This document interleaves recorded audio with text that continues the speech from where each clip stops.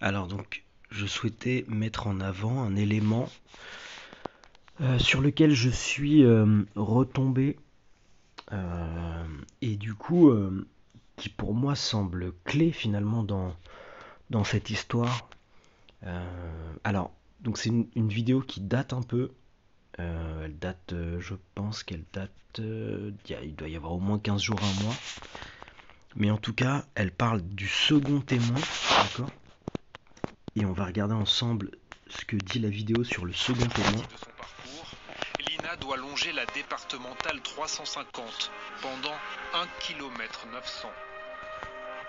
À 11h15, sur la route qu'effectivement je l'ai croisé.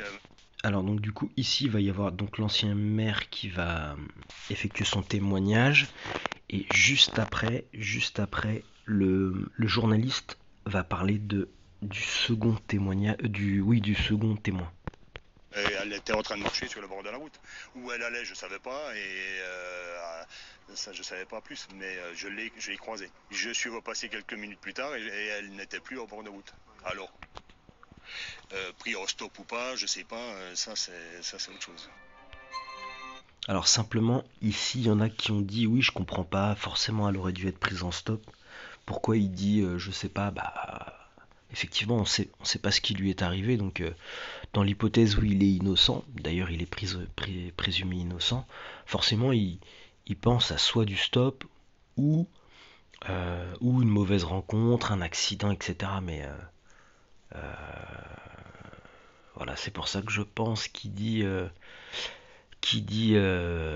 stop ou autre et qui forcément ne sait pas ce qui s'est passé. Et là justement, la vidéo va parler du second témoignage. Donc en fait, le témoignage du maire euh, donc date d'11h15, d'accord. Et il y aurait un autre témoin qui aurait aperçu Lina un petit peu plus loin justement après que le maire l'ait croisé, donc sur la D350. Et vous allez avoir plus de détails, enfin il n'y en a pas énormément mais maintenant. un autre témoin, auditionné par les gendarmes, certifie lui aussi avoir croisé Lina sur la départementale entre 11h20 et 11h30. Tao, son petit ami, affirme avoir eu une conversation vidéo avec elle à 11h20. Entre 11h20 et 11h30. Je trouve que la fourchette est quand même... la fourchette temporelle est vraiment large. Parce que finalement, son téléphone cesse de borner à 11h22. D'accord. Donc soit il a été éteint, soit il a été mis sur mode avion. Mais il n'empêche que s'il y a un autre témoin qui l'a vu entre 11h20 et 11h30, bah du coup ce serait la dernière personne à l'avoir vu sur la D350.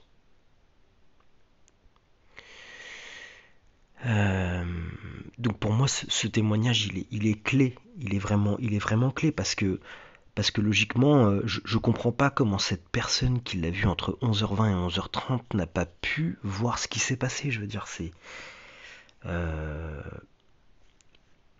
le maire la croise à 11h15. On sait qu'il est repassé à 11h, donc 9 minutes plus tard, à 11h24, elle était plus là. D'accord. Elle était plus là. Et le second témoignage, donc elle a envoyé un message à Tao à 11h20. Son téléphone se coupe à 11h22. D'accord. Le maire repasse à 11h24. Et encore, il aurait vu de loin à 11h23. Donc du coup,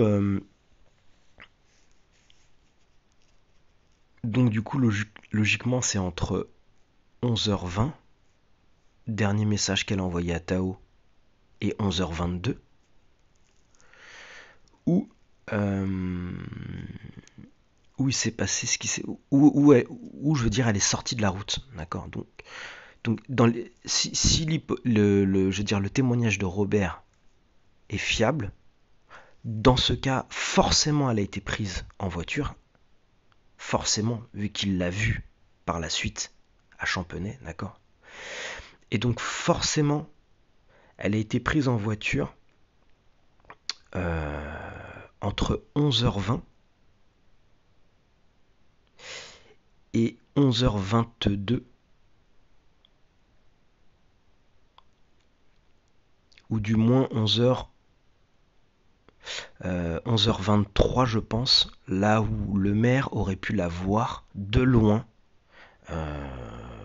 avant de la recroiser en fait. Donc voilà, donc organiser ça dans la tête, c'est pas forcément évident au réveil, on va dire, mais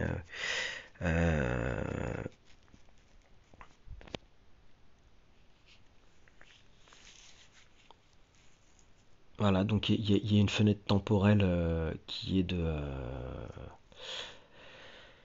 11h20, 11h22, 11h23.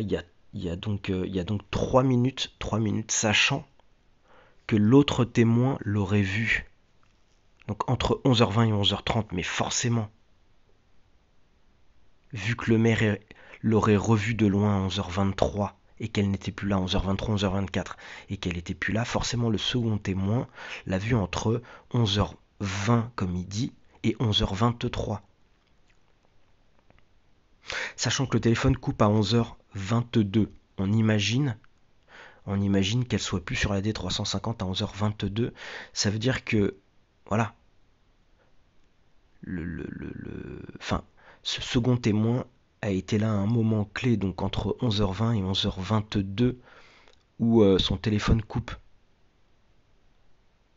Et imaginons qu'elle coupe son téléphone une fois rentrée dans la voiture.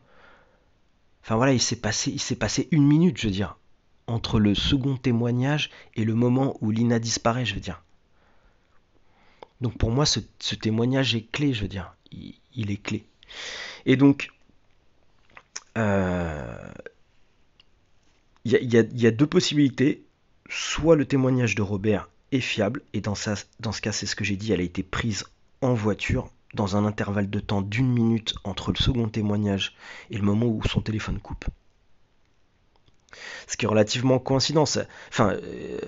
est relativement troublant, parce que du coup on aurait 2 témoins qui l'auraient vu sur la D350 et qui n'auraient pas vu ce qui se passait, quoi. C'est quand même fou, dans un si petit intervalle de temps. Ou le témoignage de Robert n'est pas fiable, et dans ce cas, je vais faire une seconde vidéo pour préciser ma pensée, mais dans ce cas, elle aurait pris un raccourci. Et finalement, ce raccourci va être légèrement différent de ce que j'avais mis dans la vidéo précédente. Parce qu'en fait, le chemin dont je parlais est un chemin privé. Et dans ce cas, elle aurait fait une alternative qui est tout à fait plausible et qui lui ferait gagner encore plus de temps. C'est-à-dire qu'elle aurait coupé à travers la plaine, à travers la prairie finalement, et elle aurait gagné un sacré bout de temps, vraiment un sacré bout de temps. Elle aurait gagné vraiment pas mal de temps, mais je le montrerai dans une autre vidéo, je pense, parce que ce format-là, il me permet pas de le faire convenablement.